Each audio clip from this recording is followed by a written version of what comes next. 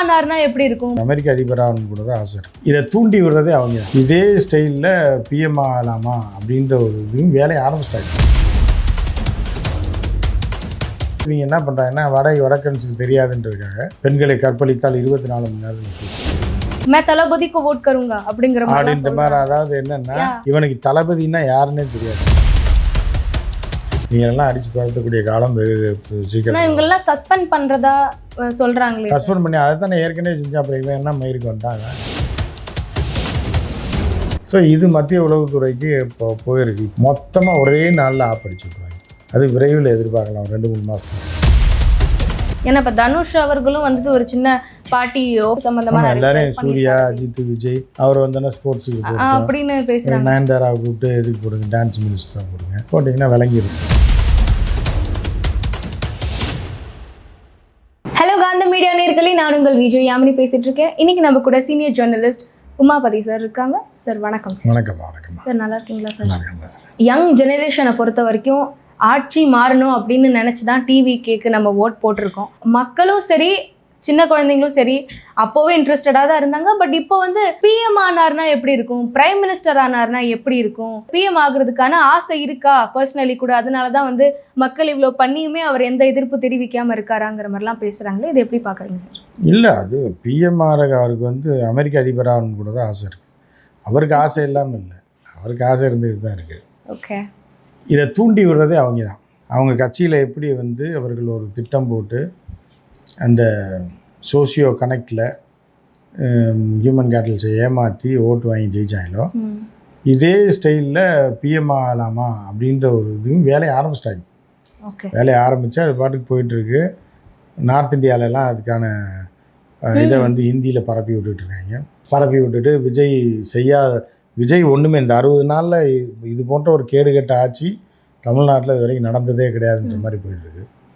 அப்படி இருக்கும்போது இவங்க என்ன பண்ணுறாங்கன்னா வடக்கன்ஸுக்கு தெரியாதுன்றதுக்காக இவங்களாம் வந்து ஒரு இதை க்ரியேட் பண்ணி பெண்களை கற்பழித்தால் 24 மணி நேரத்தில் தூக்கு விஜய் சட்டம் கொண்டு வந்துட்டாரு. இது வந்து உத்தரப்பிரதேசம், மத்திய பிரதேசமாக இருந்தாலும் அங்கே நடந்தாலும் விஜய் தூக்கு போடுவார் அப்படின்ற மாதிரிலாம் முட்டாப்பயலுக்கு பரப்பி விட்டு, முட்டாப்பயலுக்கு பரப்பலை, இவங்களே காசு கொடுத்து பரப்புகிறாங்க டிவிகேலேயே. அது ஒரு தனியாக டீம் வச்சு இந்த மாதிரி விஷயங்களை நாடு முழுவதும் பரப்பி விடுறது மூலமாக விஜயோட நேம் வந்து ஏதோ தமிழ்நாட்டில் பெரிய சாதனை பண்ணிட்ட மாதிரியும் அதை இந்தியா ஃபுல்லாக அவர் பண்ண போகிறாரு அப்படின்ற மாதிரியான ஒரு விஷயத்தை கிளப்பி விட்டுருக்காங்க. ஸோ இது மத்திய உளவுத்துறைக்கு இப்போ போயிருக்கு. இப்போ தான் வந்து உளவுத்துறை சுதாரிச்சிருக்கு. மொத்தமாக ஒரே நாளில் ஆப்படிச்சு விட்ருவாங்க. அது விரைவில் எதிர்பார்க்கலாம் 2-3 மாதத்தில். இருக்கதையும் முடிச்சு விட்டு போகிறாங்க. அது இன்னும் விரைவில் 2-3 மாதத்தில் எதிர்பார்க்கலாம். ஏன்னா இப்போ சொல்கிற மாதிரி வடக்கன்ஸ், நார்த் இந்தியன்ஸ் வந்துட்டு இப்போ இதை ஒரு இதாகவே வச்சுட்டு இருக்காங்க, ஒரு ட்ரெண்டாக வச்சுட்டு இருக்காங்க. அவங்க போய் மக்கள்கிட்ட பைட்ஸ் எடுக்கிறதும், இப்போ ஹிந்தியில் தான் பேசுவாங்க. யாரை வந்துட்டு நீங்கள் பிஎம் ஆக்கணும் அப்படின்னு பார்க்குறீங்க, நரேந்திர மோடி வந்தால் நல்லா இருக்குமா, இல்லை தளபதி வந்தால், அவங்க கத்துறாங்க மே தளபதிக்கு ஓட் கருங்க அப்படிங்கிற மாதிரி. அதாவது என்னென்னா இவனுக்கு தளபதினா யாருன்னே தெரியாது. ஆமாம், இந்த இதில் திருநெல்வேலியில் சொல்லுவாங்க பேதியில் போவான் அப்படின்ற மாதிரி. அந்த மாதிரி இந்த பேதியில் போவானவங்களுக்கு வந்து பேதின்னா யாருன்னே தெரியாது. அவங்க அங்கேருந்து இதெல்லாம் வந்து என்னென்னா யூடியூப்பில் சம்பாதிக்கிறதுக்காக யூடியூப் ஓட்டிகிட்டு இருக்க பசங்க வந்து இதை பற்றி போட்டால் நிறையா பேர் பார்க்குறாங்க போல அப்படின்றதுக்காக அதை தூண்டி விடுறது இவங்க தான். இவங்க வந்து ஆரம்பித்து விட்டுறது. டிவிகேலேருந்து ஒரு தனி டீம் இருக்காங்க. அவங்க இதை செலவு பண்ணி ஆரம்பித்து விட்டு பரப்பி விடுறது. அது வைரலாக போனோன்னா அவன் பிடிச்சிக்குவான். குரங்கு கீழே குடித்த பூமாலை மாதிரி தான். கொடுத்தீங்கன்னா இது ஆளுக்கு எடுத்து பிச்சு பீஸ் ஆக்கி இது பண்ணுற மாதிரி அவன் இது நல்லா போகுது, வித்தியாசமாக போகுது அப்படின்னு என்ன ஆகுன்னா அது அப்படியே வைரலாக பரவும், நாடு முழுவதும் பரவும். அவனுக்கு விஜய் பேதினா அந்த மாதிரி அவனாக நினச்சிக்கிடுவான். ரெண்டாவது வந்து தமிழ்நாடு ஏற்கனவே வளர்ந்துருக்கு, எல்லாம் அங்கே வேலைக்கு போகிறாங்க, எல்லா மக்களும் அங்கே வேலைக்கு போய் சம்பாரிச்சுட்டு தான் வீடு கட்டுறாங்க. பீகாரில், உத்தரப்பிரதேசில், இதில் மத்திய பிரதேஷ்காரன் அவ்வளோ வர மாட்டான். அசாம், அது மாதிரி ஒரிசா, மும்பைலேருந்து இங்கே யாரும் வேலைக்கு வர மாட்டாங்க. கூலி வேலைக்கு வரவன் பூராமல் பீகார், ஒரிசா, அப்புறம் வந்து வெஸ்ட் பெங்கால், அசாம், இங்கேருந்து வருவாங்க. ஸோ இப்போ அவன்லாம் என்ன நினைக்கிறான், பெரிய ஊர் போல், ஃபாரின் மாதிரி போல், நம்மளாம் போய் சம்பாரிச்சு வந்து பாரு வீடு கட்டிட்டா இது பண்ணிட்டாப்போ இவன் இந்த தளபதி விஜய் தான் வந்து எல்லாம் பண்ணியிருக்காப்புல அப்படின்ற மாதிரி அவங்கெல்லாம் நினைக்கிறாங்க. ஸோ இது எல்லாமே என்னென்னா மொத்தத்துக்கு ஆப்பு வச்சுருவாங்க மத்திய அரசில். இன்னும் 2-3 மாதத்தில் எல்லாத்தையும் விளையாட்ட விட மாட்டாங்க. ஏற்கனவே விட்டதே விளையாட்டாக விட்டதே இப்போ என்ன கேடுகட்ட நிலமையில தமிழ்நாடு இருக்குது அப்படின்றது தெரியும். ஸோ விரைவில் ஆப்பு வைப்பாங்க. இப்போ அவருக்கு குவாலிட்டி இருக்கா இல்லையாங்கிறது வந்து நம்ம அவரை பார்த்துட்டு இருக்கோம். நிறைய விஷயங்கள் பார்த்தா தான் நமக்கு தெரியும். ஏன்னா ஏற்கனவே டிலே தான் பண்ணிட்டு இருக்காரு.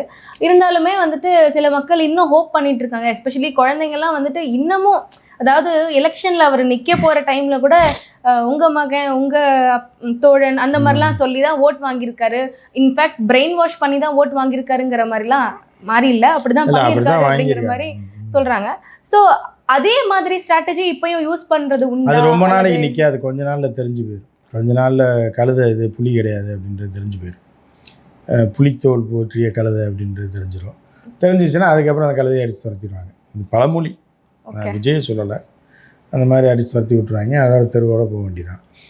அதுக்கான காலங்கள் விரைவில் நெருங்கிட்டு இருக்கு, நெருங்கி வரும். அது வரும்போது ஆட்டோமேட்டிக்காக மக்களே தூக்கி எறிஞ்சிருவாங்க. வீட்டில் இருக்கணும், வீட்டில் ஓட்டு போடான்னு அடித்து வீட்டை விட்டு துரத்தி விட்டுருவாங்க. நீ ஏன் சோதை தின்னுட்டு நான் படிக்க வச்சுருக்கேன், நான் காலேஜில் சேர்த்து விட்ருக்கேன், டெய்லி வந்து நான் கஷ்டப்பட்டு சம்பாரித்து உனக்கு சோத்தை போட்டால் நீ அவனுக்கு ஓட்டை போட்டு இந்த நாட்டை நாசமாக்கி குடும்பத்தை நாசமாக்கிட்டேன்னு சொல்லி குடும்பத்துக்குள்ளேயே பிரச்சனை அப்புறம் தான் வரும். வரும்போது தான் அப்போ தான் தெரியும் உண்மையான சூழ்நிலை என்னன்னு. ஓகே. இல்லை ஏன்னா வந்துட்டு நீங்கள் சொல்கிற மாதிரி சார், அவங்களே ஹைப் பண்ணுறாங்க இந்த மாதிரி. இல்லை அவங்க தான் பண்ணிட்டு இருந்தாங்க, அது தெரியும். இப்போ கொஞ்சம் கொஞ்சமாக எக்ஸ்போஸ் ஆக ஆரம்பிச்சிச்சு. அவங்களாம் ரீல்ஸ் எடுத்து போகிறது, இதை பண்ணாரா தளபதி, அதை பண்ணார், இதை பண்ணார், அப்படி போனார், இப்படி போனார்னு இவங்களாக போட்டுக்கிட்டு இருந்தாங்க. இப்போ காமெடி கூத்து, கேலி கூத்துன்றது எல்லாருக்கும் தெரிஞ்சு போச்சு. காமெடியன்றது பொதுவாக காமெடி கூத்து தான் எல்லோரும் பண்ணுறாங்க, பாதி அமைச்சர்கள் அதை தான் பண்ணிகிட்ருக்காங்கன்றது தெரிஞ்சு போச்சு. இந்த ஊழல் வேறு தலைவிரிச்சு ஆடுது. ஊழல் பண்ண தெரிஞ்சால் பரவாயில்ல, இருக்கிற கோயில் சொத்து ஆட்டையை போட்டிருக்காங்க. போட்டு அவனுக்கு 3 கோடிக்கு விற்றுருக்கான். அப்படிங்கும்போது நீங்களெல்லாம் அடித்து துரத்தக்கூடிய காலம் வெகு சீக்கிரம். இவங்கெல்லாம் சஸ்பெண்ட் பண்ணுறதா சொல்கிறாங்களே. சஸ்பெண்ட் பண்ணி அதை தானே ஏற்கனவே செஞ்சா. அப்புறம் இவன் என்ன மயிருக்கு வந்தாங்க? இப்போ உள்ளவன் எதுக்கு வந்தான்? ஒருத்தன் புதுசாக ஆட்சிக்கு வரேன்றான், இல்லை ஆட்சிக்கு வரலையா புதுசாக ஒரு போஸ்டிங்க்கு ஒருத்தன் வரான், நான் எல்லாத்தையும் சரி பண்ணுறேன்னு சொல்லிவிட்டு அவன் அதை விட கேவலமாக பண்ணானா அப்புறம் அவனுக்கு எதுக்கு பதவி? மாற்றுறதுக்கு தானே வந்தீங்க. இப்போ நீங்கள் மாற்றணும்ல, மாற்றாமல் இப்போ இருக்கிறத விட கேவலமாக போயிட்டு இருந்துச்சுன்னா எப்படி இதாக இருக்கும்? நீ என்ன சஸ்பெண்ட் பண்ணுறது?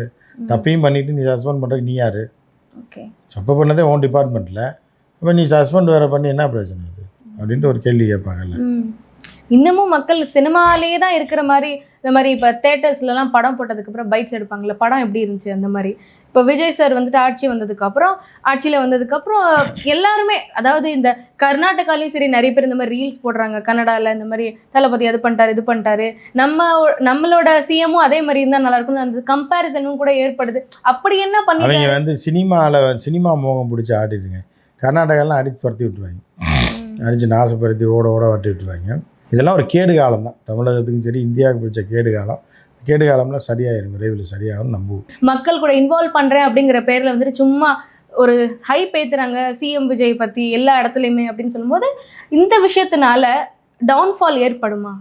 இல்லை, அதாவது என்னென்னா ஹைப் செஞ்சுட்டு ஏற்றுனா பரவாயில்ல, ஒன்றுமே செய்யாமல் அது என்னன்னே தெரியாமல் இந்த சோஷியல் மீடியாவில் பணம் வருதுன்றதுக்காக ஸோ இதை எடுத்து போட்டால் நிறையா பேர் பார்க்குறாங்க அப்படின்றதுக்காக பலரும் பண்ணிகிட்ருக்காங்க. இப்போ வந்து இன்ஃப்ளூயன்சர்ஸ் பாதி பேர் பேக் அடித்து வெளியே ஓடி போயிட்டான். எலெக்ஷன் டயத்தில் தாவேகாவுக்கு சப்போர்ட்டாக இருந்தவன் 80% பேர் மன்னிப்பு கேட்டு ஓடி போயிட்டான், நாங்கள் செஞ்சது தப்பு அப்படின்னு. அதே மாதிரி இன்னும் பலரும் நம்ம செஞ்சது தப்புன்றது இப்போ தான் உணர்றான். ஸோ அப்படி தான் போயிட்டுருக்கு இப்போ. ஸோ இது காலப்போக்கில் போக போக என்ன ஆகும் அப்படின்னா எல்லாமே மாறும்.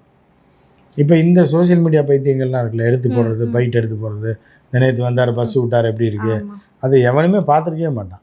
ஸோ இது வந்து பைத்தியங்கள், இது சோசியல் மீடியா பைத்தியம், காசு வர்றதுக்காக பண்ணுறது. அவங்க ஒரு டீம் வச்சுருக்காங்க, தாவேக்கால ஒரு டீம் வச்சு இந்த மாதிரி ஹைப் பண்ணுறதுக்குன்னே வச்சு அதை தூண்டி விடுறத இவங்க எடுத்து கேரி ஃபார்வர்ட் பண்ணி போயிடுவாங்க.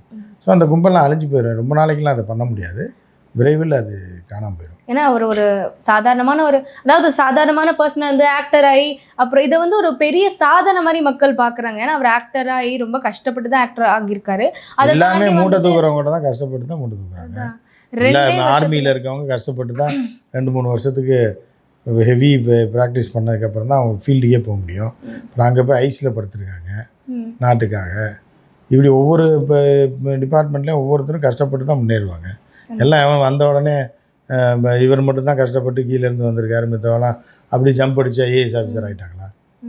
10th +2 முடிச்சோடனே வாங்க சார் நீங்கள் தான் ஐஏஎஸ், உங்கள் முகத்தை பார்த்தாலே கலெக்டர் மாதிரி இருக்கீங்கன்னு ஆக்கியிருக்காங்களா?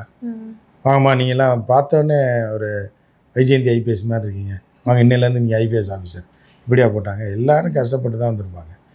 இவர் மட்டும்தான் இப்போ இது பண்ணிட்டு ஒன்றும் வரல. எல்லாருமே இந்த உலகத்தில் எல்லா டிபார்ட்மெண்ட்லேயும் எல்லா விஷயத்தில் இருக்கிறவங்களும் கஷ்டப்பட்டு தான் முன்னேறி இருப்பாங்க.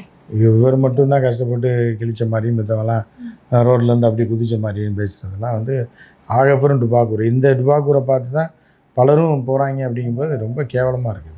இல்லை, இப்போ சினிமா துறையில் இருக்கிற நிறைய பேர் வந்து மறுபடியும் பாலிடிக்ஸ்க்கு வரலாமா, இவரை பார்த்து தான் வந்துட்டு வரலாம் பல பேர் செருப்படி வாங்கிட்டு தான் போவாங்க. இந்த மாதிரி இது ஒரு ஃப்ளூக்கில் நடந்தது மட்டும் இல்லாமல் திட்டம் போட்டு ஏமாற்று வேலையாக பிளான் பண்ணி இது நடந்துருச்சு. ஆனால் எல்லாருக்கும் அது நடக்காது. இன்னும் எல்லாரும் அப்படி வரும். ஏன்னா இப்போ தனுஷ் அவர்களும் வந்துட்டு ஒரு சின்ன பார்ட்டி ஓப்பன் பண்ணியிருக்காரு. எல்லாமே தான் வருவாங்க.